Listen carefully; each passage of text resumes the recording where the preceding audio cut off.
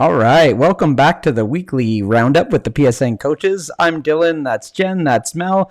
We are missing Mike Russo today, but I think we're still in for a fantastic show because we've been having a great chat before recording here with Melissa, just talking about some of the things that agents need to be focusing on in this fall market. And I think one of the big things that we really hit on, Mel, was agents, as they're starting to get into it, they're focusing again on their lead generation. They're putting in their daily contacts. But the key piece that they're missing is that conversion element. How am I converting these leads, these contacts, these conversations to appointments and signed contracts? And so I'd love to just hear from you a little bit. Let's take away right where we left off. What are you seeing with the agents that you're working with right now? Yeah, so I love them focusing on lead gen. I think obviously that's the beginning of the process. If we don't have leads, we have nothing. So I love that. But what happens is their definition of success, and I think that's what I want everyone to really think about this last quarter. Their definition of success for a lot of the ones I'm talking to is how many days of lead gen I did, how many contacts I added to my database, which I think all of us on this panel agree that is really important. But that's like the beginning. It's not the end. It's not like, ta-da. I did it. I added names. We're good. Where's my money? Yeah. No one wins a prize for the most leads collected. In fact, people will win prizes for the most leads left behind, 100%, right? What they do with that after. But the biggest thing, especially this quarter, lead gen is important for sure because you're doing it for this quarter, but you're also doing it for the first quarter of 2024. So keep that rolling. But you have to have in conversion. And when I'm talking about conversion, we're talking about going from a lead to a face-to-face or voice-to-voice appointment where you can actually make a rapport, make that connection, and start to find out their pain points and their needs, their motivations, how you can add value to them. And then continuing that process. And that takes a few things that I don't see agents really focusing on. And one of them is confidence. Confidence to me is the bottom line. Like that's got to be the core ingredient. And, people aren't born with confidence. Some of them may so, but confidence is only achieved through repeatable tasks where you've done it over and over again that and I always love to reference the recipe, right? When you make a recipe for the first time, you're really looking on that, you're following everything. And then you eat it, and you're like, man, that needed more spice. I would definitely put more spice next time. And so you perfect it the more and more you go, but so often agents are not practicing. They're not practicing the objections that could come up and how to deal with it. They're not practicing the conversation and listening to others, not only just practicing yourself, but listening to others. And I got to tell you, this is where I'm going to say it's crazy to me because I know our brokerage, we have a ton of group calls where people not only can ask the questions they want, but if you don't want to say anything, great, but listen to their questions and how the coaches answer it. It is gold. It is a minefield of gold. And it's like it's in their fingers and they're just letting it float through them. And that's what it's going to take to convert. And if people could do one thing, it would be to time block getting those skills down, right? And setting yourself a goal. Like most people I'm coaching, it's your goal, unless their numbers say differently, right? Because we do attempt to try and keep to their numbers. But at minimum, if they don't even know their goals, 2 appointments a week. That's what you want to get. The lead gen isn't just to fill that task. It's to create, and I love putting 2 blank appointments at the end of my calendar, whether that's Friday, Saturday, or Sunday. And my whole lead gen is purposeful. It's to fill those 2 appointments. Yep. So, I just really want everyone to focus on that because we're all in the same boat, right? And it's difficult, but it's not impossible. And it's so important to our success that why wouldn't you? Like, I don't understand why you're doing the rest if you're not worried about the appointments. That's Jen, I remember on one of our last calls, we were talking so much about even on open houses. Okay, how do we conduct our open houses? How do we close it out? What's our objective when we're in there?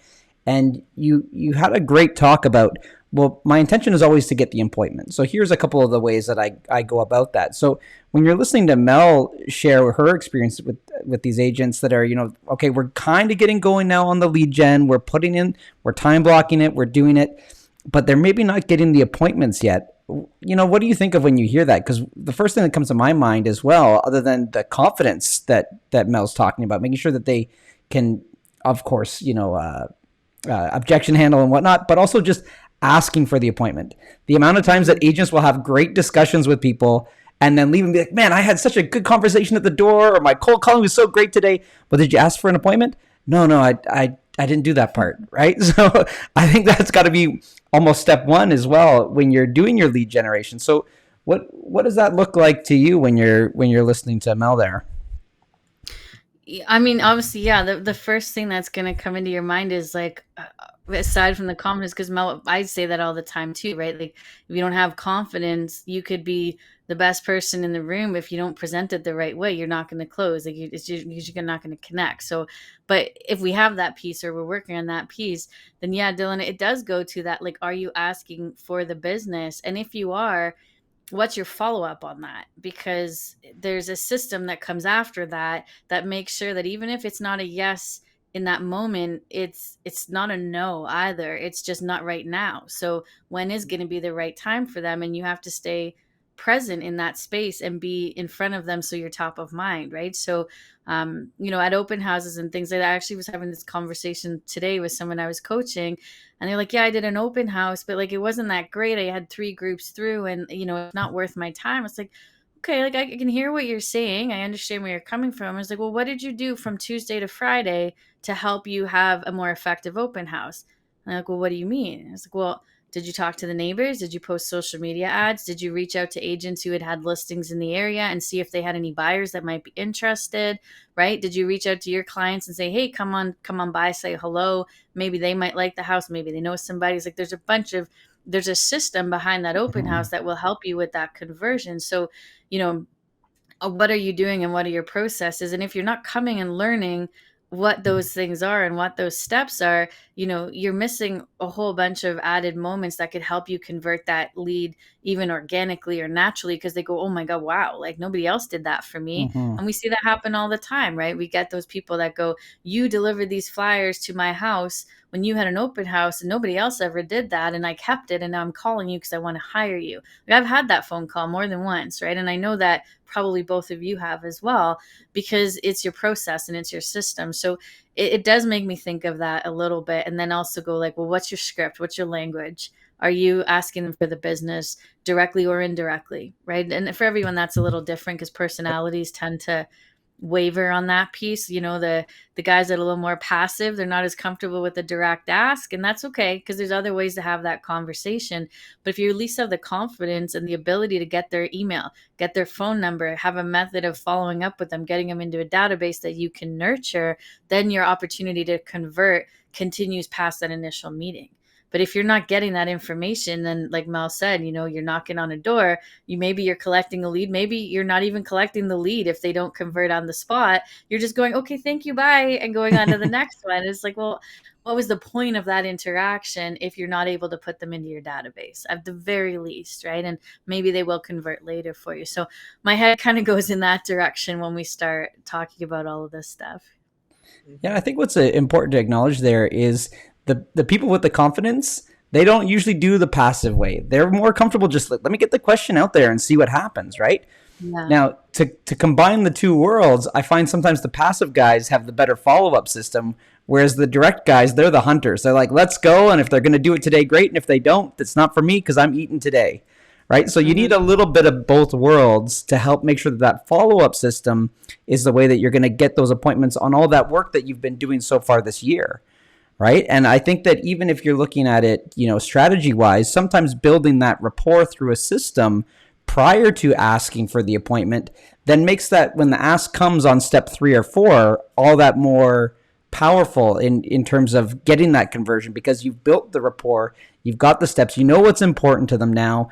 Perfect time to be like, all right, it's time for next steps, guys. Let's sit down and let's go over your options. Let me show you what we can do for you.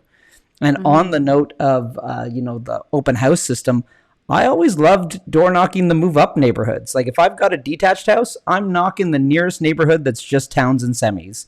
And I'm saying, come on out and check out this detached opportunity. Like I don't know where you're at now, but if you've ever thought about moving into a bigger home, come check this one out and let's talk about how we can get you there. Even if you're not ready to do it now, we've got a system that'll get you there.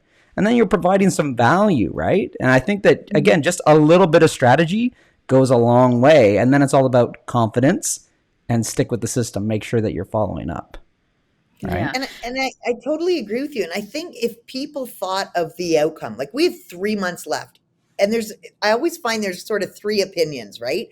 One is, oh, shit, I don't have time left. It's already gone. It's September. It's September. It's practically So January. yeah, there's no way I can do anything. There's that one. And then I love this next one where it's like, I know my outcome and no is not an option. There is no plan B. I think everyone should throw their plan Bs out because honestly, it's stopping you from being your best in anything in your life. So get rid of your plan B. This is it. There is no plan B. And really become committed to that, right? Because if you're not connected or committed to that, then it becomes okay not to do your best or achieve it. Don't we let ourselves off? I feel a lot of us, well, it's not the end of the world because I could always, go into debt and take this, we always find this flipping way. Yep. And it's like, no, this is the way, right? Yeah. You know what I love about that, Mel, because we always talk about outcomes, right? Let's get real clear on our outcome for how we get there. And I want to give Mike Russo a shout out because on his morning call last Friday, we jumped back into, I think it's James Clear who did Atomic Habits. And they talk about like a lot of the reasons why people fail is because they do the outcomes first. Then they look at their strategy, how I'm going to do it. They get all excited. They go do, but they haven't addressed themselves first. So they always fall short. So one of the things that I like about where you're going with it, Mel, is I would just add the point like, what type of person do you need to be to get that outcome that you want? Say, okay, I've decided I'm the person that there's no plan B. I was going to say schedule B. There's no plan B. What would the person do that if, today being September and they want to write 7 more transactions before the end of the year, what does that person do? What does it look like? Are they getting up early? Are they script practicing? Are they role playing? Are they harnessing their skills? Are they making sure that they get in their hours of lead gen? Are they making sure that they always ask for the appointment? Are they doing all their follow up? Like craft the identity of the person. What does it look like? Who do you have to become to get that end result that you want? And then we can always help with the strategy in between. But again, half the time, the strategy is not that complicated. If you could just focus on who you need to be to execute, a lot of the time that's all it's going to take. That's why a lot of us see something. How does that agent who is just a terrible agent sell more houses than me?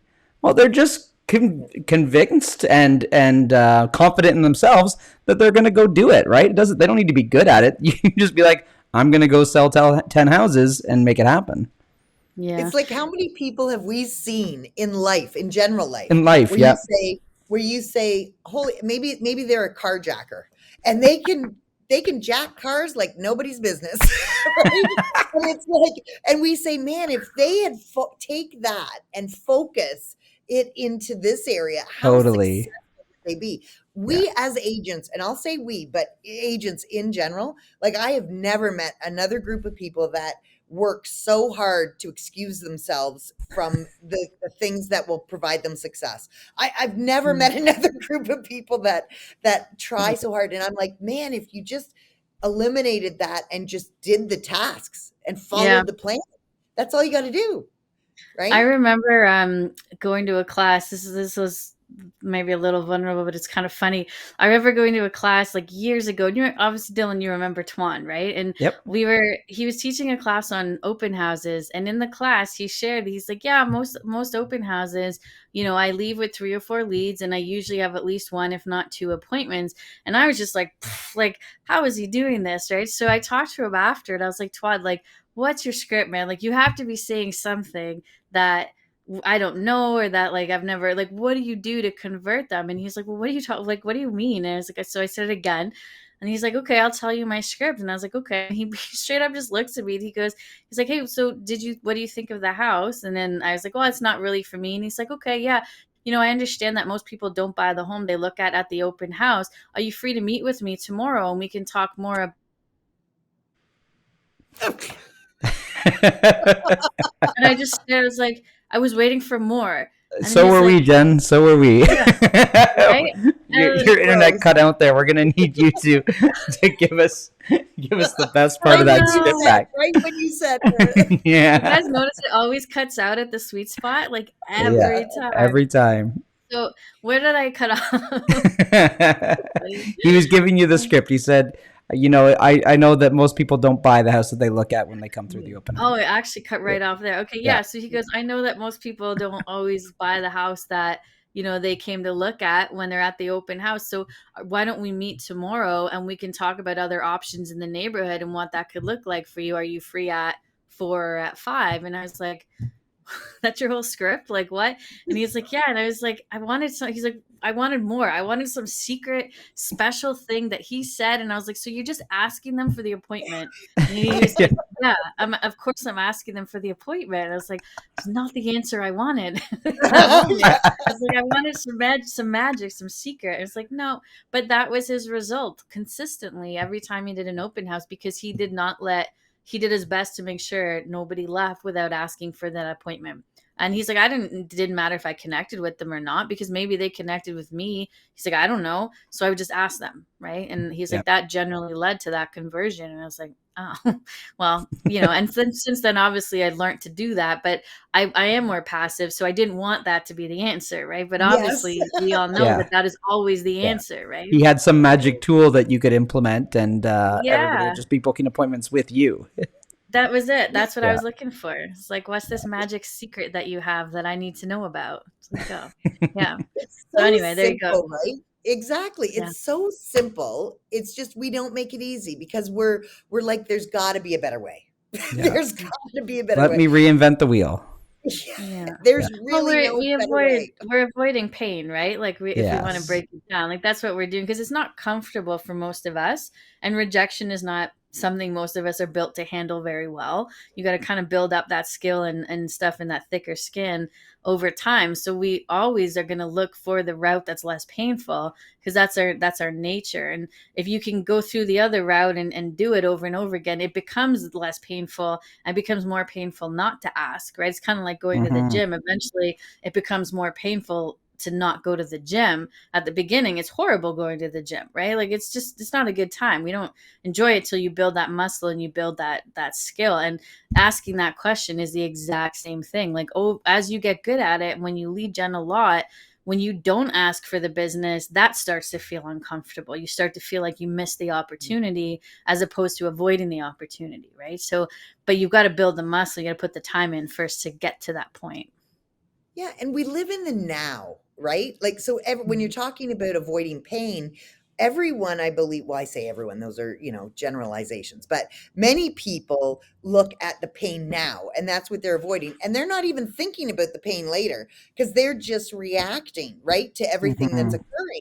And what happens when you do that is, someone told me a great thing once, and it's like, when you have a pro and con list, it doesn't mean that all the things on the con list are weighted the same, right? So maybe there's that immediate pain, but let's talk about the 6 months 6-month pain. Yep. Yeah. What's that going to be? Do you think that's a little bit more important to look at than the immediate pain, which you can survive and hump along with? But if we don't change this, what is 6 months down the road? You want to talk about pain? That's going to be some pain that you can't back out of necessarily. Yeah. And let yourself, sorry, Jen, just let yourself sit in that for a minute. Like, picture what it looks like 6 months from now when you haven't done a deal in the last 6 months. You've got nothing pending, no money coming in. What does your life look like? And just sit in that for 5 minutes. And then you're gonna snap out of that real quick and realize, okay, I got to get to work now, because not asking for an appointment or not doing my door knocking is way less painful than sitting there 6 months from now not having any money. Right? Yeah.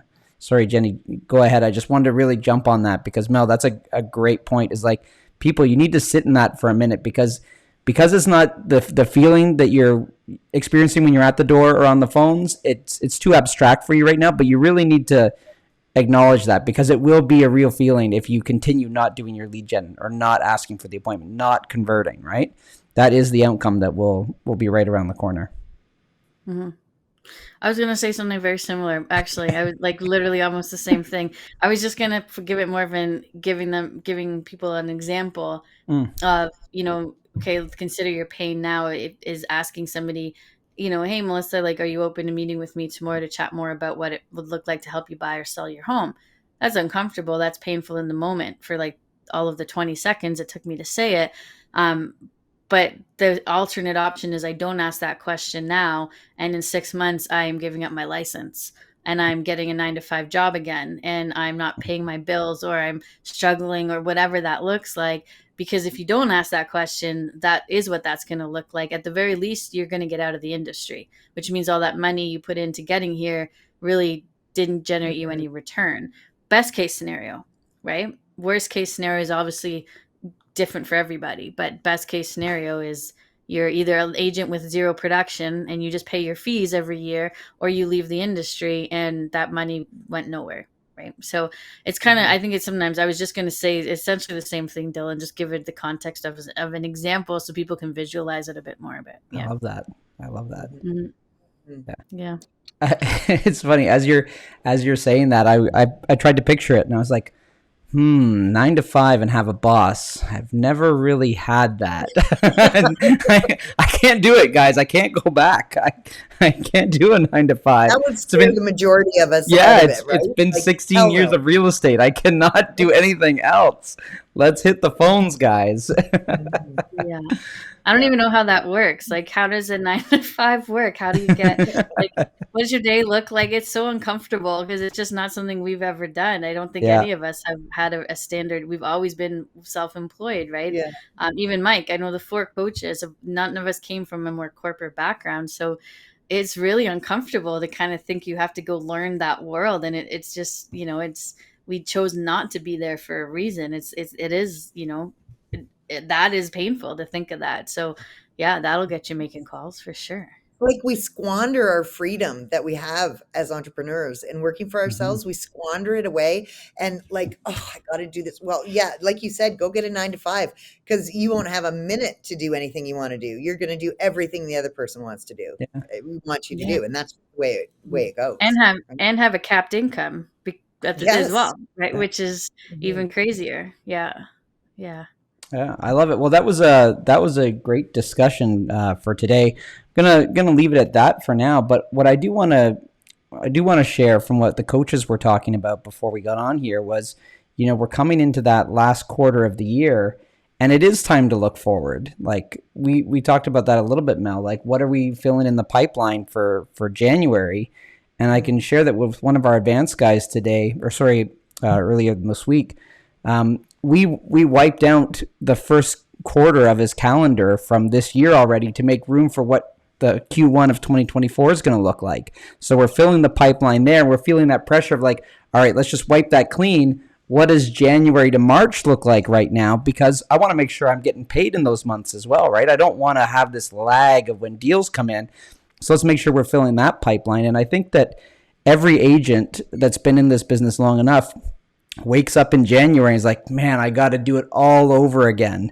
Even if you had a fantastic previous year, you're like, okay, can't sleep on it. I got to make sure I do it again. There's no guarantees. I'm not on a salary. It's great that I've been having these phenomenal years, but this year's another year, and it's a fresh year. I've got to do it again. And the one way to make sure that you're doing that is that all the work that you're putting in now is that if it's not converting to now business, that you're preparing it for next year's business, right? Don't sleep on that, because we want that pipeline to be full. So you're not waking up in January being like, all right, I got to do it again. Oh crap, I've got nothing on the go. So we want to make sure that we're filling that pipeline as well. Do you guys have anything to add in that respect before we take off? One quick thing, and that is this doesn't have to be an individual sport. Like, a lot of them are sitting there and, oh, well, that's good for them and not for me. Take responsibility. I love the word responsibility because it makes you responsible, right? So don't wait until January, the end of December, and say, well, it was good for them, but they had each other if they're on a team. You have all the power. Everyone at KWRC would be so open. We have those morning calls at 8:30 to 9. We have all the other calls being offered, and that's Monday to Friday. We have a 9 a.m. to 9:30 Monday to Friday. There's all these opportunities. Don't like, you owe it to yourself. Don't sit there. I love this phrase from that family reunion, and it gutted me, right? But you know what one I'm talking about, Jen. And it's like, don't sit there and tell your kids that they can be anything you want if you're sitting there not being everything you can be, right? Like that, when he said it, and he said it in a much more powerful way. Like I said to Jen, I got to go for a walk. Like she did. it. She did. She left Right? the room. Yeah, a lot of people got hit by that for sure. Yeah. Yeah. Yeah. It's powerful. It's hugely powerful, right? Like it's like, I know there's this one, just to tie into that, and when we can wrap it up, there's this one thing that was said to me, and I honestly, I wish I could tell you where I got it. I don't recall.